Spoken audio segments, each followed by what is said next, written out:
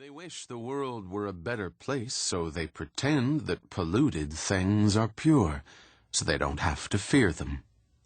Ever since then, Zek had balanced these two conversations, for he knew that Mother was warning him about Father, and Father was warning him about Mother. It was impossible to choose between them. He did not want to choose.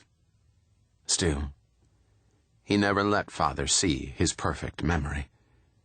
It was not a lie, however. If Father ever asked him to repeat a conversation or a sermon or anything at all, Zek would do it, and honestly, showing that he knew it word for word. But Father did not ask anybody anything, except when he asked God, which he had just done. Standing there at the pulpit, glaring out at the congregation, Father said, "What about Santa Claus? Saint Nick?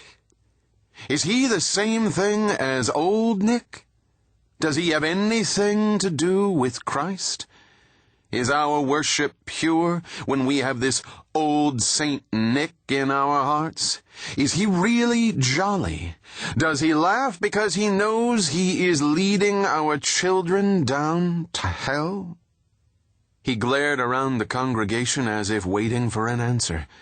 And finally someone gave the only answer that was appropriate for this point in the sermon. "Brother Habit, we don't know. Would you ask God and tell us what he says?" Whereupon Father roared out, "God in heaven, thou knowest our question. Tell us thine answer. We, thy children, ask thee for bread, O Father. Do not give us a stone."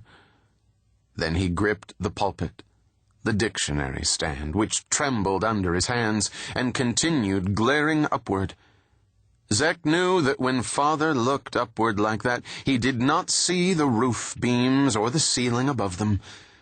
He was staring into heaven, demanding that all those hurrying angels get out of his way so his gaze could penetrate all the way to God and demand his attention, because it was his right.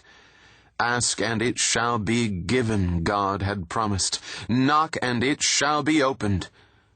Well, Habit Morgan was knocking and asking, and it was time for God to open and give.